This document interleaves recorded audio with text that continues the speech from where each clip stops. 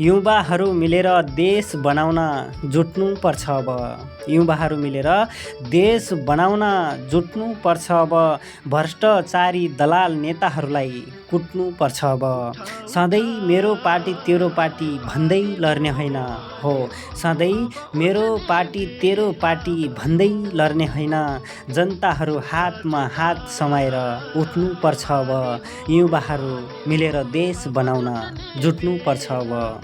जनतालाई ठगेर कमाएको यिनीहरूको सम्पत्ति, जनतालाई ठगेर कमाएको यिनीहरूको सम्पत्ति छिटोभन्दा छिटो जनता मिलेर लुट्नु पर्छ अब।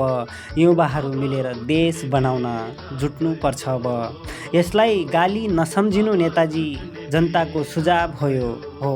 यसलाई गाली नसम्झिनु नेताजी, जनताको सुझाव हो। तिमी देश बेच्ने दलालहरूलाई